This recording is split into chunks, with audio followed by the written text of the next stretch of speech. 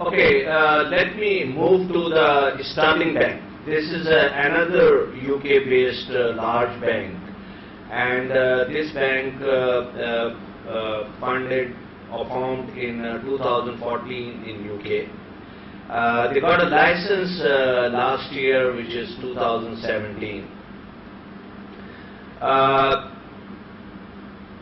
The customer is 150,000 customer currently, active only in UK, so it's a purely UK-based bank.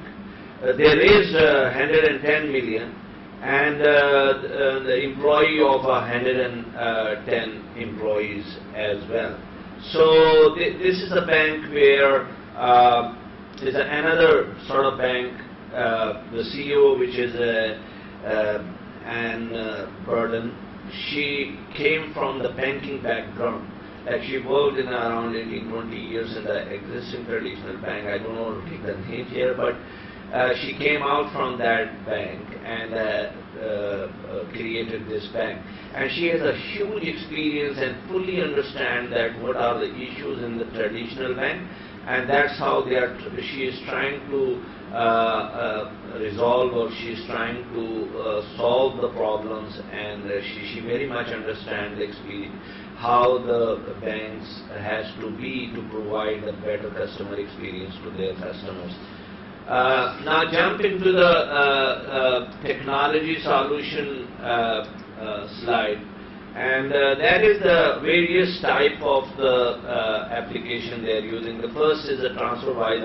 I think I have spoken about TransferWise before when I was talking to N26, and they has like Starling also integrated with the TransferWise for their cross-border payments, and in 2016, in fact, and even before to get the license. So interesting that how what is the overall requirement in UK to get the license, and I'm not fully aware of that whole mechanism, but my experience in Asia is that regulators is not allowing banks, or banks cannot operate without a license, and so it's all depend on that what kind of services they are providing, but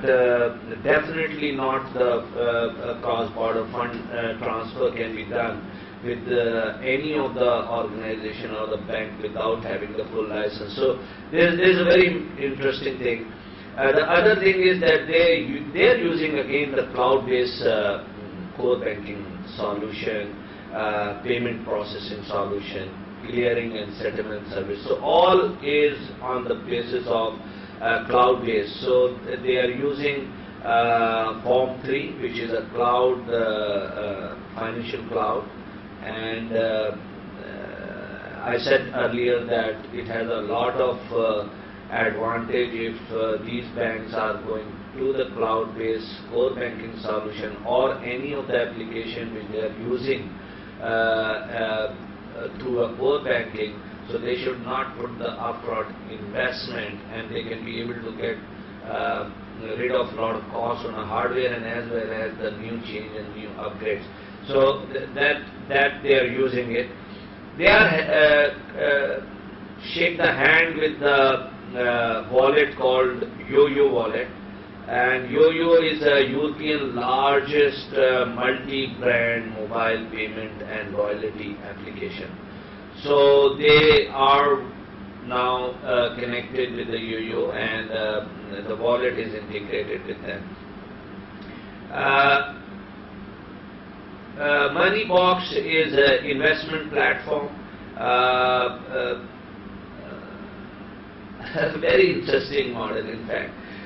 Spare change, and quite number of challenger bank and other apps are coming up with this model. Like if you spend the money or bought something and basically you are paying, suppose that for 3.75 pound, actually you have to pay 4 and 25 cents will go to your saving. And these kind of small money or changes will go to your deposit, and people will definitely at the end get a lot of hard money from that. And it's a very old concept where traditional bank, or 30-40 years when the banks tried to train the young kids, they have given kind of this box to the kids to deposit the money, and one day they bring it to the bank and open a credit account. So it's not new, the idea is not new. The only thing is that, and very small money, of course, it's not a large money, but of course this is one of the products they are offering. Pay by bank app, pay using your phone, straight from your banking app in an instantly. So payment, basically you can do the payment through your app. So this is an application which they are using it. And they are using cloud, which is Azure, and that is a Microsoft cloud. And so they have not invested into the hard infrastructure. Zendesk is a customer connectivity product, works together to help you improve customer relationship, talk, chat, support. So again, this is another solution like what Adam was using, virtual agent. Zendesk is very similar, that how they can be able to talk, chat, and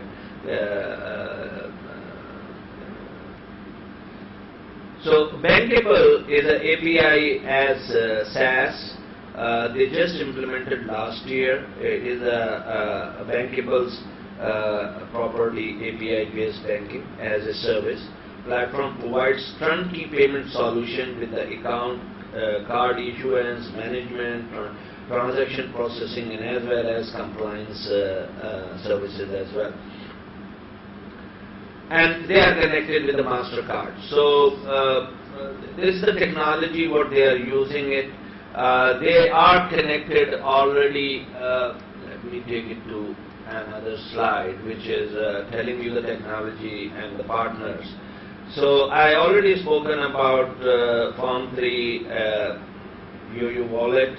Another thing is that Starling Bank is offering Apple Pay. So that is another thing which these banks are coming up with a lot of these connectivity.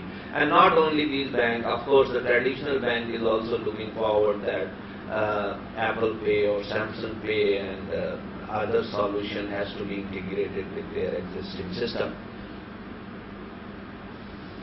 Talking about product overview. And Starling Bank, you saw that only 150,000 customers. They are focusing more on a business account. And they are giving the business accounts to entrepreneurs, sole traders, and small businessmen, owners. And they want to provide this offer on the basis of fast, secure, and flexible basis. Like I have seen in a traditional banking, they have, any of the small, even the SME business customer is going to open an account, it takes a lot of time. They have to do the KYC, they have to do the CDD, and really they want to see whether this customer is useful to us or not, what kind of products they are having it. So it's a lot of scrutiny and understanding when they are opening an account in a traditional banking for the corporate banking or the SME. Whereas these business accounts are pretty much very fast and in a secure way, through an app they can be able to open an account, and they can start taking the facility on a 7 to 24.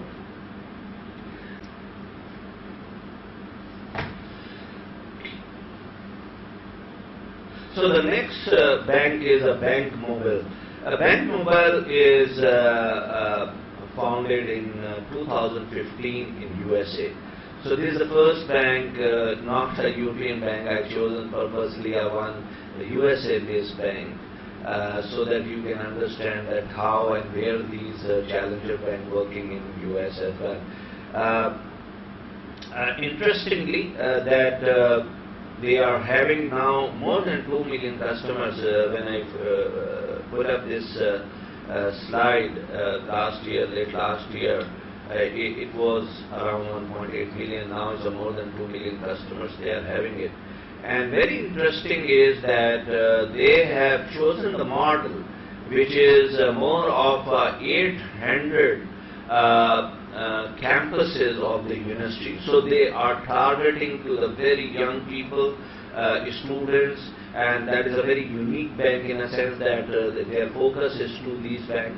And the other thing is the very flagship bank, which is called Community Bank in US, has given acquired, in fact, the Bankmobile into the 175 million in March 2017.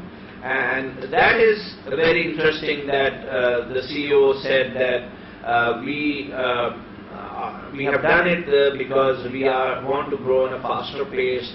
We want to do more what we would like to, and we are not changing anything in a way. They're very much as a separate bank, but we are working with the one of the traditional banks. So they call it white debit card, which is free to over 55,000 ATMs in US. It's a great sort of facility that any of the student or the customer can be able to go to any of the ATM in US and be able to use without any paying the fee. And that's the problem I can see it.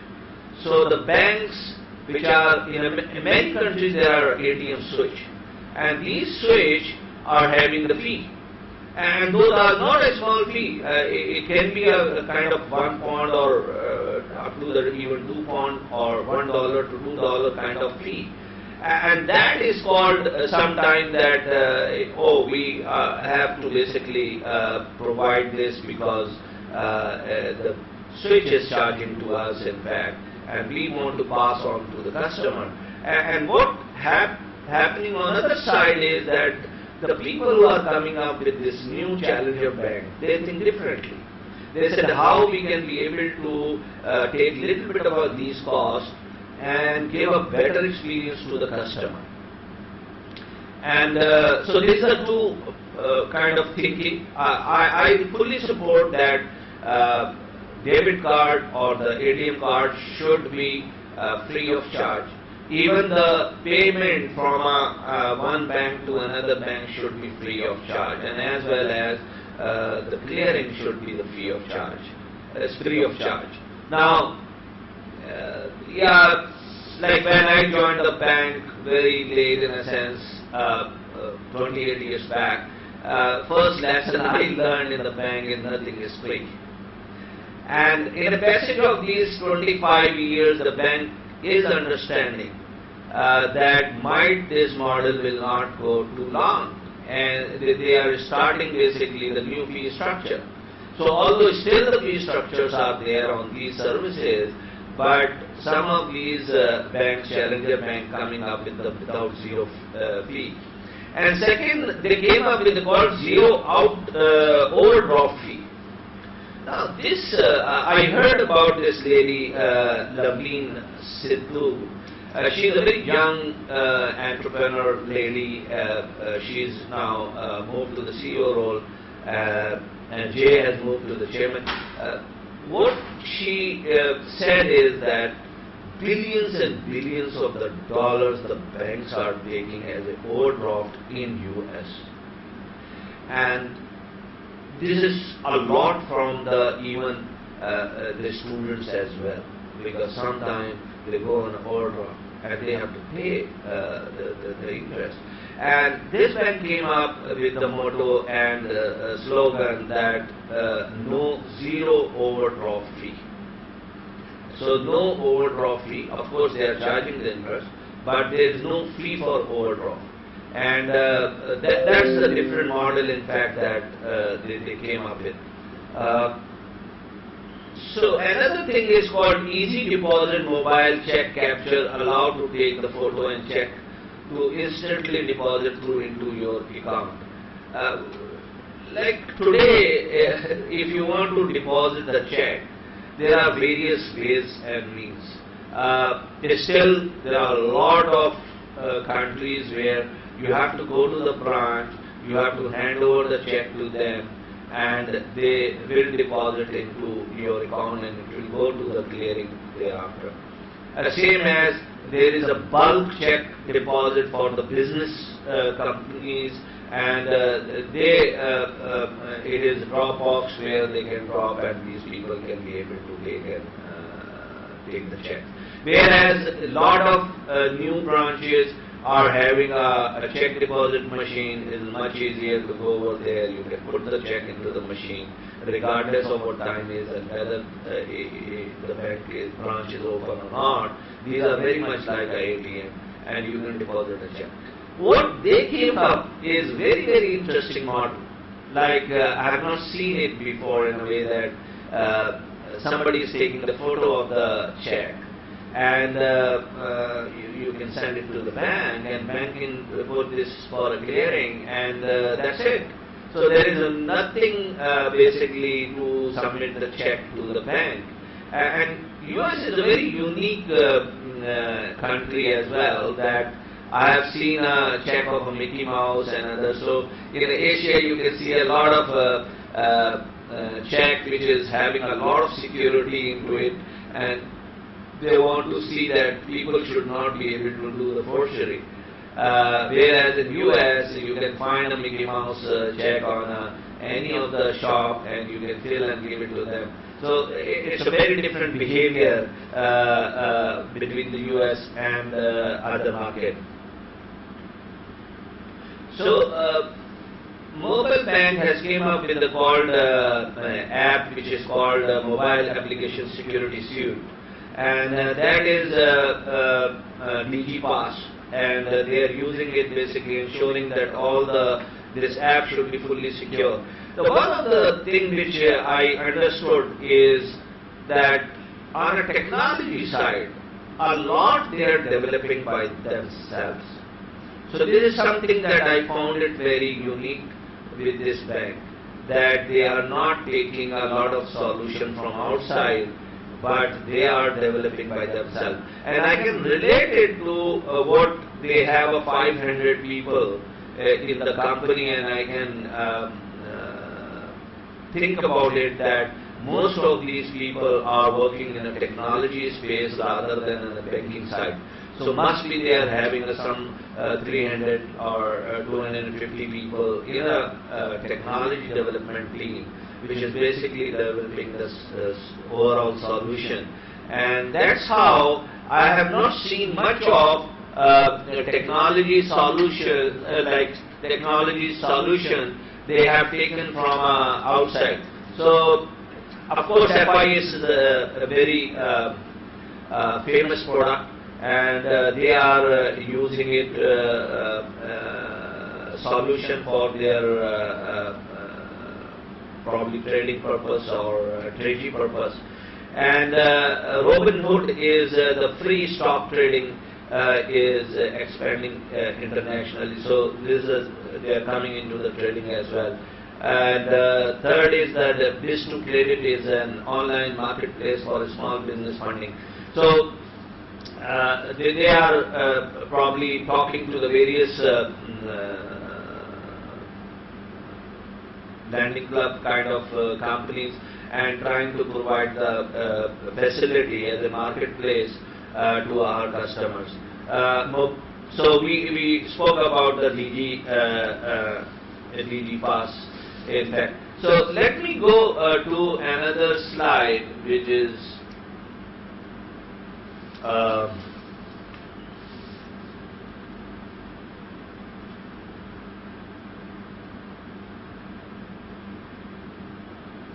So as I said that they are having their own graphic designers, they are having their business system analysts, they are having programmers, specialists in-house, and they have also the student lab in the universities which are helping them to develop the software. So it is very different model what we saw the 3 banks earlier.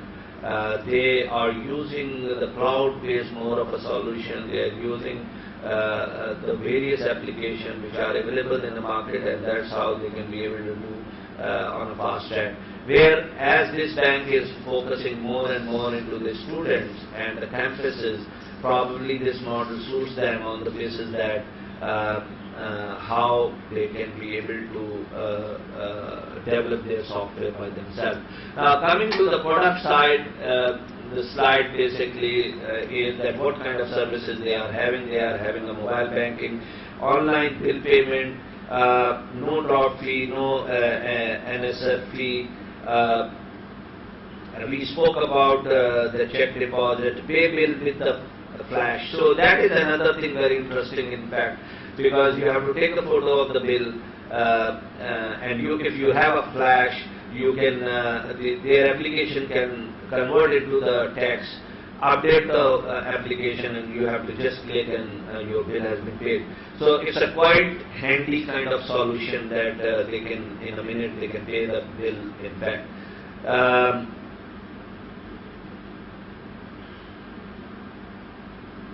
So another area is a personal line of credit. So issue is that sometimes the students are having a problem on money, and somehow their spend to that month is going slightly above. They give a very small amount of limit to these people to be able to spend. So you can see that the whole focus of this mobile bank is towards the young people, towards the people, students who are in the campuses in the US, and their target is that how they can be able to solve the issue in the US, which is billions and billions of dollars. The people and the customers are paying as an overdraft and as an overdraft fee. So this is the challenge they are, or the problem they are trying to resolve. One of the things is their base is quite big, in a sense, around 2 million customers, and they have a deposit of around $1 billion, which is quite interesting as well, in a sense. And third is that one of the traditional bank has taken over the bank, which is basically much flexibility they will get on a moving forward basis to come up with a new product. Now we talked about all this 4 banks.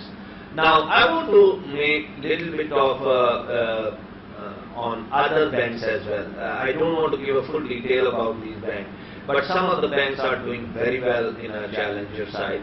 One is Fido Bank. It's a not new bank. It's a they have opened in 2013 or 14, and since last many years they have done a good job in a way that not only is a challenger bank, but also they have been treated as providing the solution for the challenger bank. So they are having a core banking solution or called Fido OS, which is basically bank on your mobile. Like if you want to start a challenger bank tomorrow, you can take this solution and it can give you the basic kind of banking. Another bank is called Revolut. Very interesting bank. It is coming up, in fact, already got 500,000 of the customer, and they are in a few countries, French, Germany, France, and UK. Recently I heard that they are allowing the cryptocurrency as a currency also into this bank, and one of the French bank has bought this bank as well. I mean, they acquired this bank as well. So There, Monzo is another example that the bank which is doing very well. When you come to the Asian side, you can find a very large bank in China, which is a WeBank and MyBank.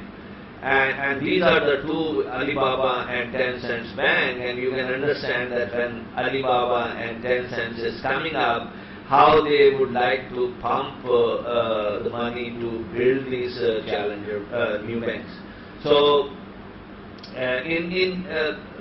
other than the China, there are banks in Singapore, like DBS has created DG Bank, and DG Bank is a kind of digital bank or new bank, which is very much mobile only.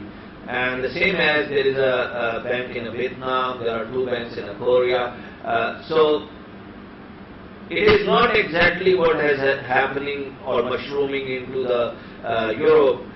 Asia is a little bit of a conservative in this area, but one of the reasons is that regulators want to see how these banks has to play their role. So, and how they should comply with the regulation, in fact. Whereas in Europe, what I have seen is the people started the bank and started giving the services to the customer, and slowly and gradually, then they have applied for a license, and it took a year probably to get the license, and during that year they were continuously providing the services as a banker. So, these are the two different models. Now let me talk about a little bit on disruption. So if you will see this 80 bank, the size of the customer is not that big. Like it is not more than around 25, 30 million customers in around 25 countries now. So they are just coming up. The one of the thing is very important which traditional bank has to understand, that they are coming with a fresh slate. So their thinking pattern is very different than the actual traditional bank. So they work on agile format. There are very few product managers, there are very few technology people, there are very few on HR.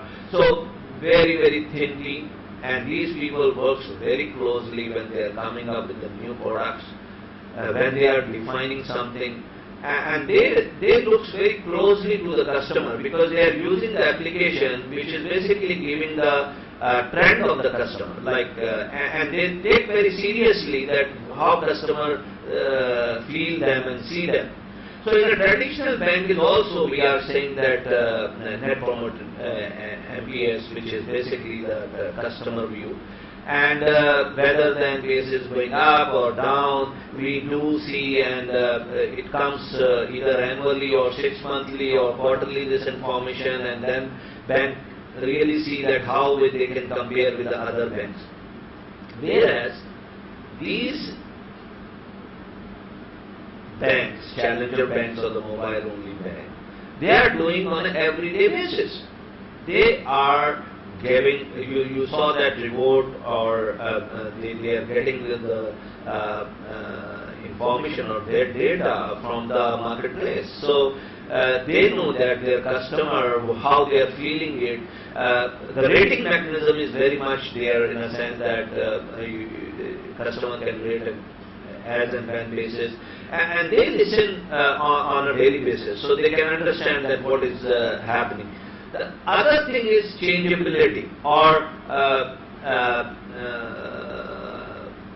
providing the solution to the customer on the basis of customer's demand or the experience.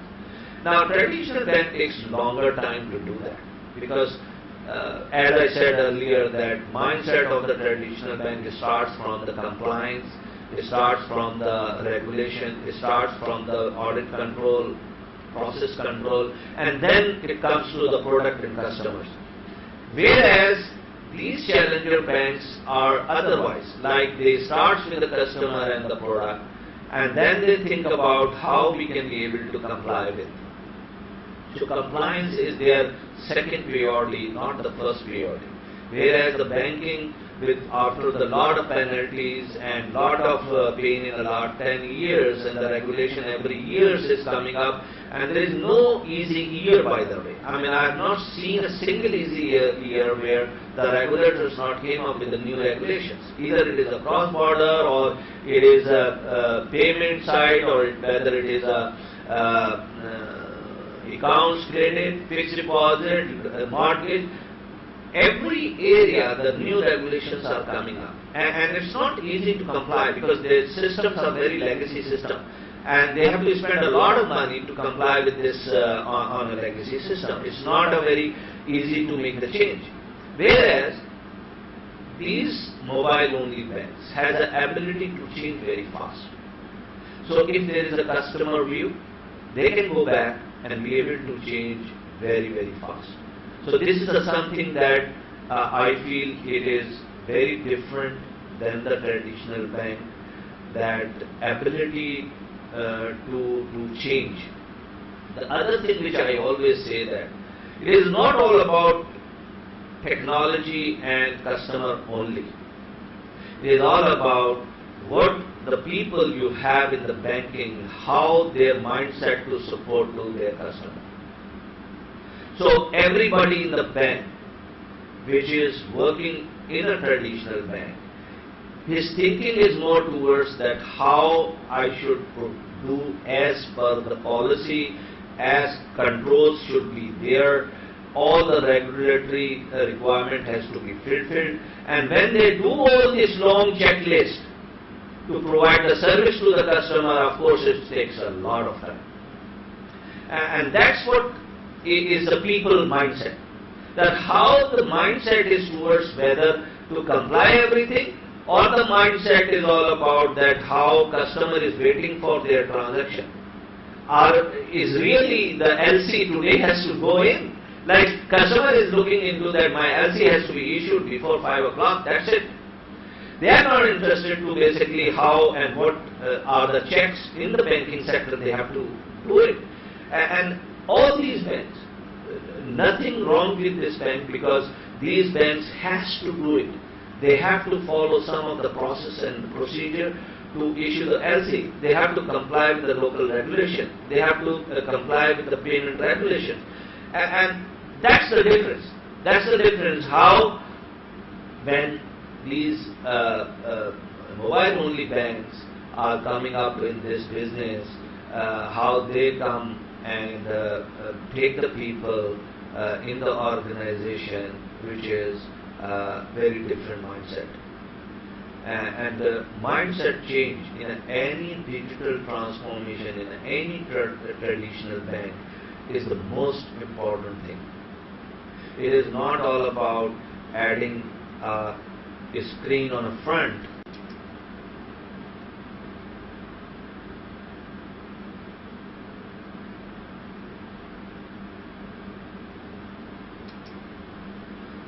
So it is not all about that app should be proper, and traditional bank has to give a mobile app to the customer, to the young people, so that they should be able to communicate better, or do the payment and do the transaction very easily. But banking has a various sets of the services, and those services is required basically how these existing staff has to be trained during the digital transformation, that they should be able to provide better service by using these tools.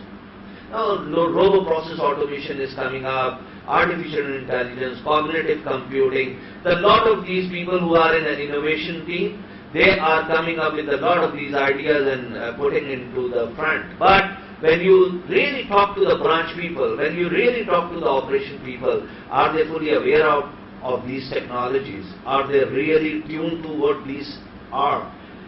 So one of the things is very important, how you train your people and change the mindset of your talent and people in the organization if you want to make the change as a digital transformation.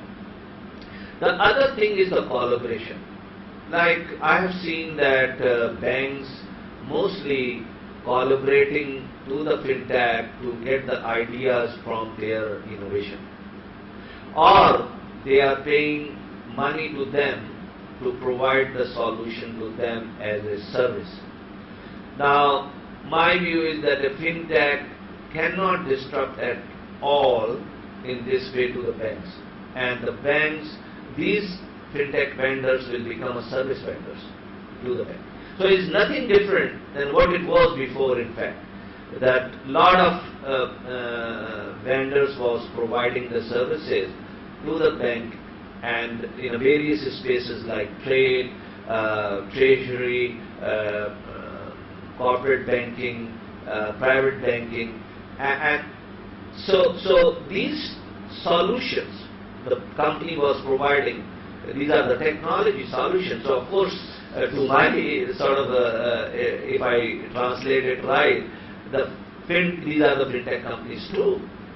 And with the new people coming in, they want to become a kind of fintech company as a service provider, or they are looking forward to disruption. I cannot see the disruption very soon, in a sense, because until and unless the large players should not chip into the banking area. So when I'm saying large player means that Amazon, Google, Tencent, Alibaba, Pingin, Grab, here in Malaysia called Lazada. A lot of these people should not be able to come into the space of banking or start providing the services to the customer, so that the customer can be able to see that how these they can be able to give us the service. So I give a lot of time example to the people. Like when the iPhone came in, actually the Apple has not gone to the customer and really asked them what they want from this device. They have invented it and then they have given it to the customer to use it. The same the Uber did it, and same the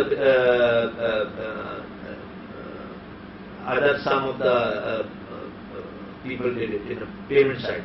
So they have given a solution to the customer, and then customers suddenly said, "Wow, great! This is what we were looking for." Actually, they were not looking for, but when they have experienced it, like Uber, they said, "This is what probably we have to use it."